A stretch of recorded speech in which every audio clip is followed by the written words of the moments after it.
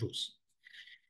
مسئله مهم این است: آیا ما اولا اینکه حالا پیامبر روز قدیر چه گفتن چه نگفتن، فرض شیعیان درست باشه، فرض کنیم علی رو نسب به خلافت کرد، فرض کنیم که دیگران قصد خلافت کردن، همین مواضع متعارفی که و ارتدوکسی که در تشیع هست، حالا بالاتر از این نمیریم، فرض کنیم این چنین باشه. و بسیار خوب، من شنیدم مرحوم آیت الله بروجردی هم چیزی شبیه به این، نزدیک به این گفته بودن که الان برای شما اکنون ما کجاییم؟ ما 14 قرن بعد از اون حادثه ایم.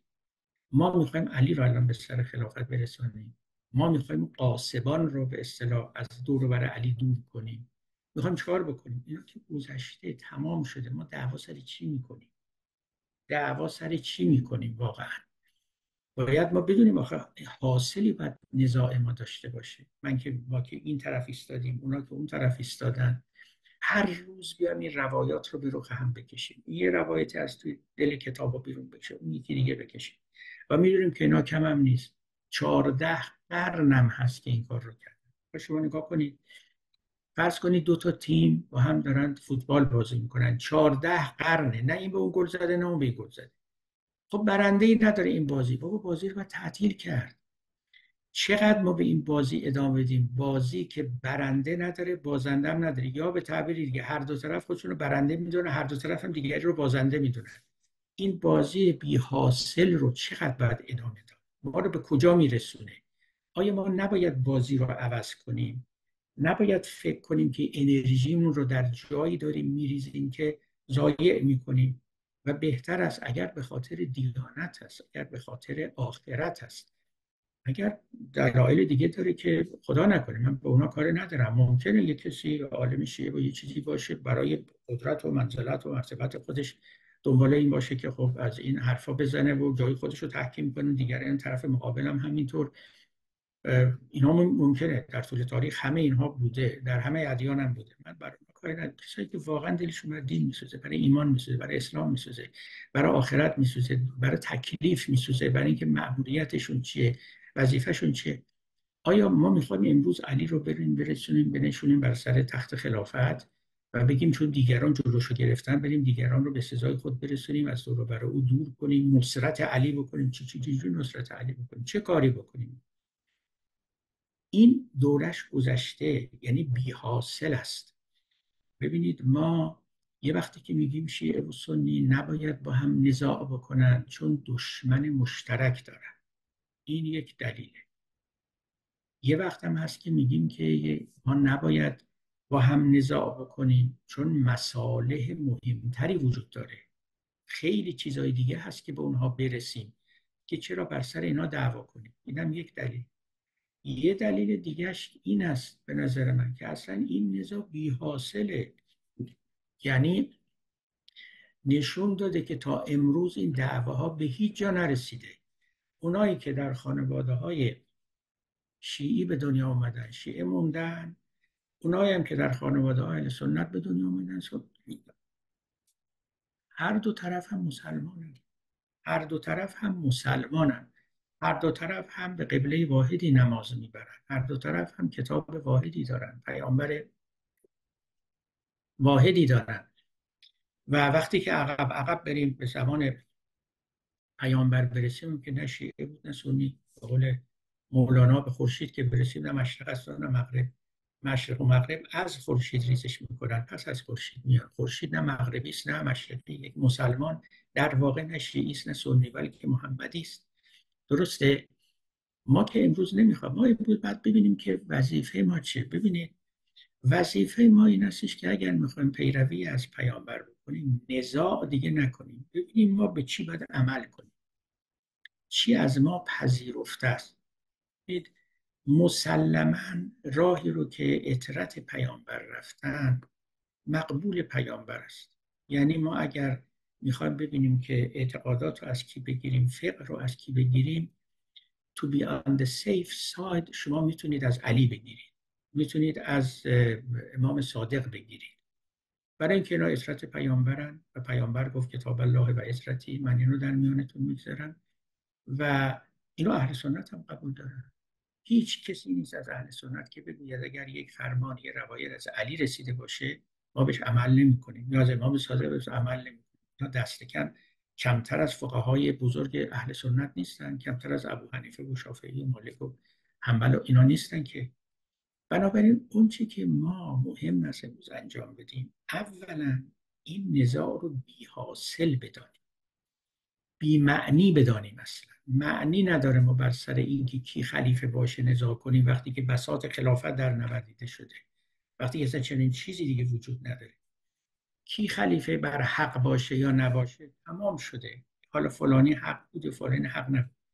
بیایم ببینیم که کی حرفش درسته، ما از او پیروی کنیم. اگر درد دین داریم، اگر واقعا میخوایم اسلام و ایمانمون محفوظ بمانه، دست کم در این طرف که امامان یعنی اهل بیت پیامبر هستن، ما یک محل امنی داریم، محل امنی که مسلما مورد انکار اهل سنت هم نیست.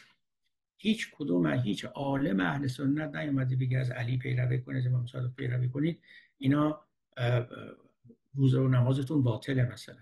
نه، هیچ کسی نگفته و نمیتونه بگه. امام جعفر صادق کمتر از فقهای اهل سنت نبود، حتی ابو حنیفه و امثال شاگردای امام صادق بود. اون چی که امروز باید برای ما روشن باشه این است که از کدوم راه بریم، نه اینکه کیو به خلافت بنشانیم، تمام شد. نه اینکه دوباره بریم روایت‌هایی رو در بیاریم که بگیم که حق فلانی بود حق فلانی نبود، یا بدتر از اونها ملامت کنیم یا لعنت کنیم، آتش نزاع رو افروخته تر کنیم. اون که واقعا امروز معصیت کبیر است، معصیت کبیر است امروز ما به مقدسات دیگران حمله کنیم یا اهانت کنیم.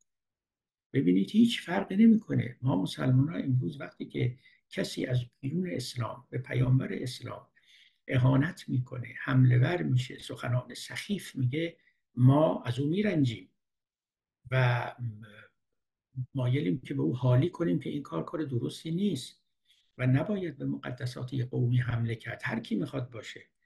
عین این مسئله در میان خود ما هم باید جاری باشه. و من این رو یادم در ایران گفتم همون موقعی که آقای خمینی اون فتوا رو راجع به سلمان رشدی داده بود، بعضی دوستان که روحانی هم توشون بودن گفتم برادران شما مگه خلفای اهل سنت رو لعن نمی‌کنید؟ مگه دشنام نمیدید؟ خب شما هم دست بردارید. اگر نباید به مقدسات حمله کرد این دیگه تبعیض بر نمیداره. باید ما خودمون رو آماده کنیم برای یک نوع همراهی و همدلی و همداستانی. کینه ها اینجوری باید از بین بره.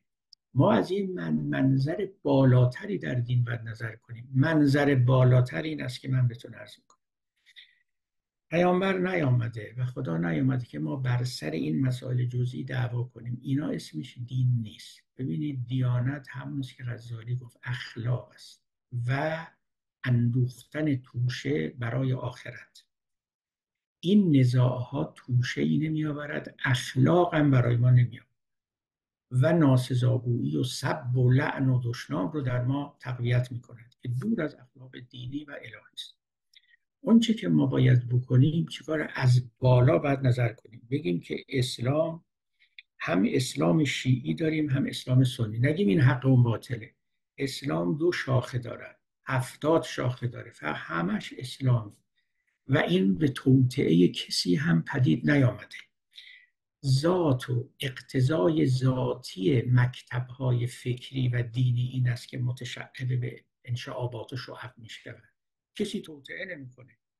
هم آمدن گفتن که شیعه بر اثر یک توطئه پدید آمد، کما که خیلی از سنی‌ها میگن که عبدالله ابن سبای یهودی بود، این اومد تخم تشیع رو این کاشت. هنوزم تو کتاباشون می‌نویسن. از اون برم شیعیان میگن که بله اون خلفای ثلاثه توطئه کردن و علی رو کنار زدن. ببینید این تاریخ رو با توطئه ها نباید تفسیر کرد. تاریخ مسئله هاست، تاریخ توطئه ها نیست. من نمیگم تاریخ توطئه گر نبوده، همه جا بوده، ولی زمان تاریخ در دست اونها نیست. این به طور طبیعی مثل رودخانه که وقتی جاری میشه چند تا نهر از اون متشعب میشوند و به راههای مختلف میره، اینجوری جاری شده است. برای اینکه ببینید همونطور که قرآن میگه آب باران که از بالا نازل میشه تا وقتی که در ابر و در آسمان زلال است و صافی است و واحد است. اما همین که روی زمین میریزه و با خاک و خاشاک آمیخته می شود، بر حسب اینکه روی کدام زمین بریزه خوب و خصلت اون زمین رو میگیره. این باران اسلام وقتی که بارید روی این کشور اون کشور، این فرهنگ اون فرهنگ، خوب و خصلت اونجاها رو گرفت و اصلا نمیتونه یکسان بماند. و لذا این تفرق ها و تشعب ها و تنوع ها بسیار طبیعی است. طبیعی یعنی اجتناب ناپذیر است. ما اسلام خالص نداریم، اسلام ناب محمدی نداریم. چنین چیزی یک رؤیای تعبیر ناشدنی است. اسلام همین اسلام است که در تاریخ تجلی کرده. اسلام یعنی یک رشته از اصطلاح تفسیرهایی که از اسلام شده است، یک رشته از روایت هایی که از اسلام شده است. اسلام واقعی ما نداریم، اسلام حقیقی ما نداریم، اسلام خالص نداریم. اسلام همیشه که دارید میبینید. البته هر طایفه میگن خالصش ماییم، حقش ماییم، طرف مقابل هم میگه خالصش ماییم، حقش ماییم، و این نزاع همینطوریست که 1400 سال مونده. ما سر جامونیم داریم در جا میذاریم. نه خیر، ما از بالا باید نگاه کنیم. شما اگر توجه کرده باشید، من در سخنان خودم مخصوصا این کار رو میکنم، من که اعتقاد دارم به لحاظ تاریخی وقتی که من به اینها نظر میکنم واقعا اینا رو همشأن میدونم. ما البته با هم میتونیم مباحثه کنیم، مثل مباحثه که عالمان با هم میکنن سر هر چیزی. داخل فیزیک هم بحث، داخل نجوم هم هست، داخل طب هم هست، اختلاف نظر هست، همه اینا. ولی بحث حق و باطل و اینکه کی جهنم میره کی بهشت میره کی رو لعن کنیم، نه نه نه نه، اینا درست نیست.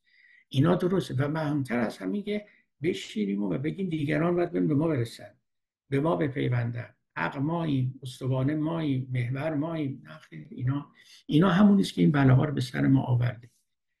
مسئولیت مهم من با علماست، من با عوام ناس این مسئولیت رو متوجه نمیذارم، برای اینکه عامه مردم خب مقلدین علماشونن. این علما هن که این حرفا رو نمیفهمن یا قبول ندارن، یا به دلیل نقصان فهمشون یا به دلیل منافع و مطامعشون زیر بار این حرفا نمیرن و بعد عامه مردم رو هم تحریک میکنن.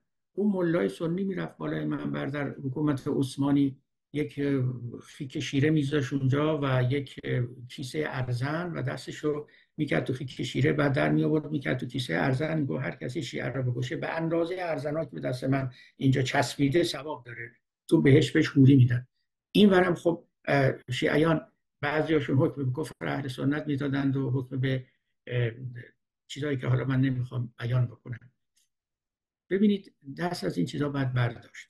ما نه تنها همه مسلمانیم، همه انسانیم، ولی من حالا از اسلامیت و مسلمانی سخن میگم. از بالا که شما نگاه کنید به سرچشمه که برید، یعنی همه اون وحیی که بر پیامبر نازل شد و اون تعلیمات و آموزه هایی که ایشون به امت خودش عطا کرد و آموخت، اینا آمده و چنان که گفتم به جریانات مختلف منشعب شده است.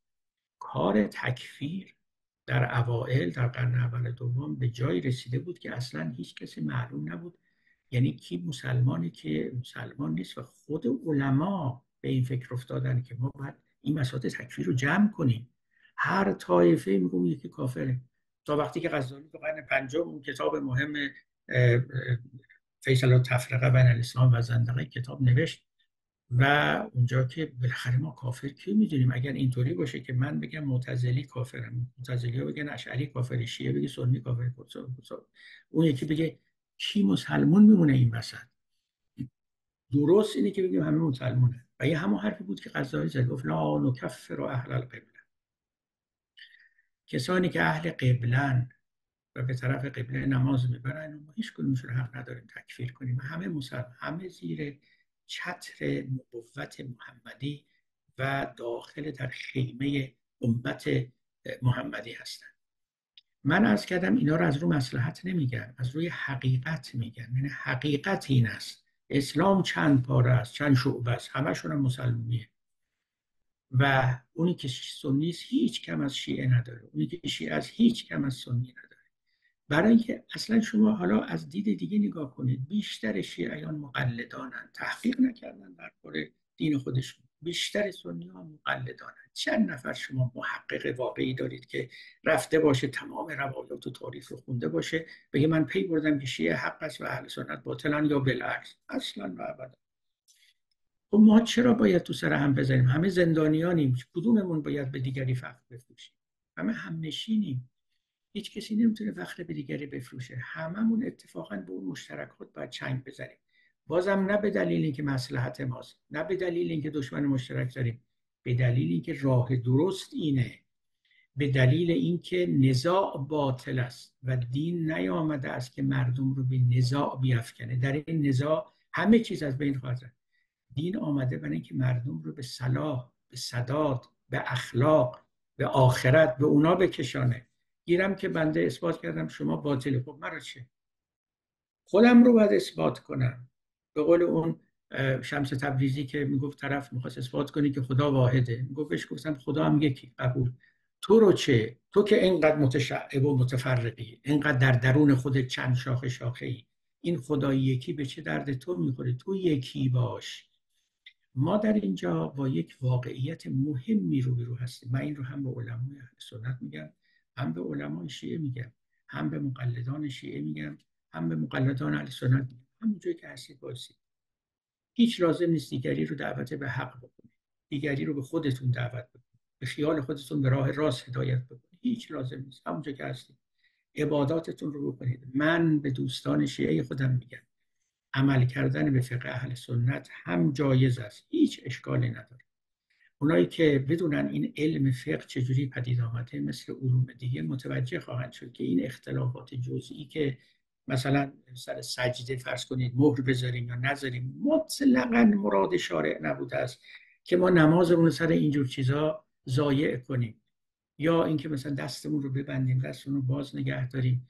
اصلا باید فراتر از اینها فکر کرد. و گرچه که هر قومی به فتاوای علمای خودشون عمل کنن هیچ اشکالی هم نداره، اما در لعن دیگری و در ذم دیگری و در تخطئه دیگری نباید بکوشند.